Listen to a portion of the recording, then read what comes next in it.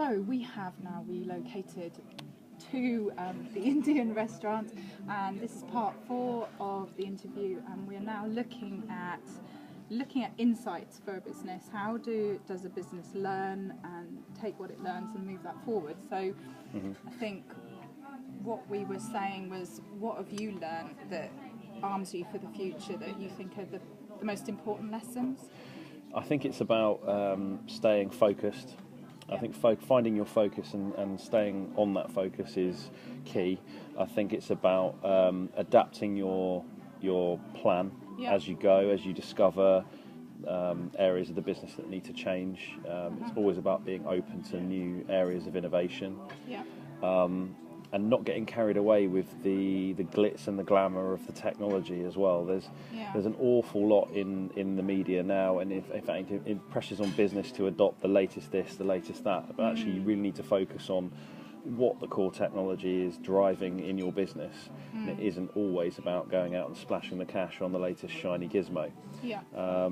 People in the industry, and particularly in our IT industry, are massively focused on pushing the next thing. And you can bet it's all about monetary benefit for them. They'll be seeing the changes in technology as opportunities to grow their businesses. What you really need to do is focus on what they apply and what they do for your business, and take a far more sort of sensible, rational approach to what the benefits are of implementing new technology within your business. Because I think one thing we were talking about earlier is that I was saying I was really excited about doing this interview because I thought, from your point, the way I saw your business was cutting edge technology, and I was reading all these articles about these cars that drive themselves, and I'm thinking, that's where Richard's business is going. And obviously what you said to me is actually technology, as we look at it, really hasn't shifted greatly. It's become mass consumption, and now it's getting it right. There's evolution, and you've got different types of businesses that adopt different types of technology. In a retail environment, or you're talking about restaurants, you're talking about people who are looking for that kind of that edge. Then new technology is interesting, and bleeding edge technology might well give them the edge they need over their competition. But the majority of businesses are looking for stability. And reliability in their technology.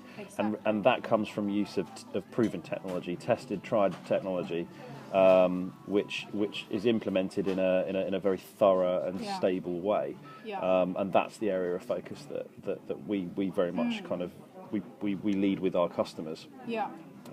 We do get the kind of the cutting edge demand, but it tends to be from the kind of the kind of retail facing customers who are just looking for something a little bit novel, a little bit new. It's a bit gimmicky though. Majority of the time, you'll find that of all the crazy ideas that are out there in technology, very few of them are still going to be around in a few years' time.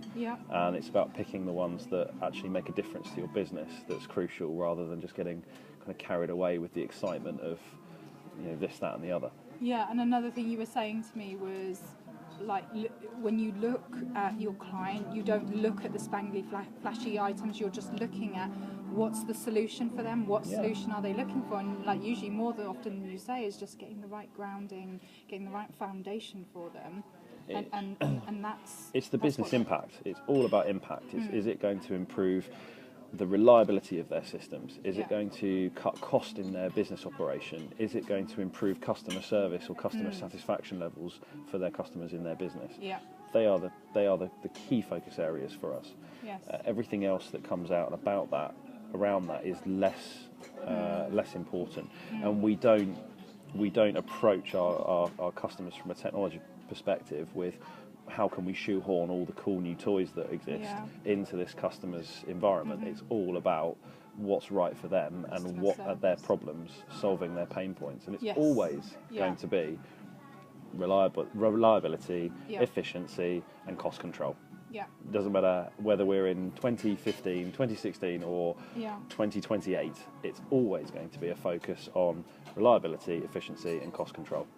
And what's so interesting is that's more important now than ever, is managing that people expectation, because you get that wrong and it doesn't matter how good the product is, and I'm sure the products are good, but everybody else's products are good. You're defining yourself by how you are treating the customer, and it's just what businesses are looking to do now. So it's really reassuring to hear that for you it's almost like going back to the old-fashioned stuff.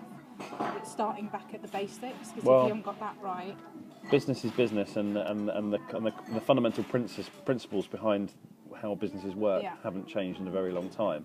We adopt different processes and we apply different ways of thinking to certain areas of business.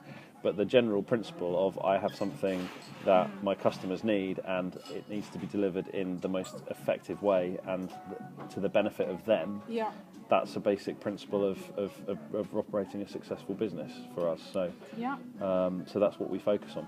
Yeah. Okay. So, any final tips for sort of the future of where you'd like to say, well, I see myself going this way, and I would just recommend to people, here's a few tips. Well, I think you've just got to be prepared to change course. You've got to always review where you are in your business and be prepared to make those changes. Sometimes it's about taking risks. Sometimes it's about understanding the changing market. Sometimes it's about having a conversation with your customers and understanding where you need to be in order to support them as their businesses grow. It depends what kind of industry you're in, but I mean, certainly from our perspective, it is all about understanding the needs of our customers. But do you know what's really interesting, Richard, just finishing this now with you, is everything I've heard you say in the 4 segments we've done. For me, what's behind all of that that's resonating to me, that what you've got right as a company is the culture. Yeah. You get that right, and then everything else follows. So you decide who you are, what's your why, what are you servicing, always making sure that you're listening to what are you servicing rather than getting, like you say, distracted by other things. Always remember to listen to them, but that just goes back to the culture of what it is you want to provide. So thank you so much for the refreshing insight, and Quite welcome. thank you very much. Speak to you soon. Cheers.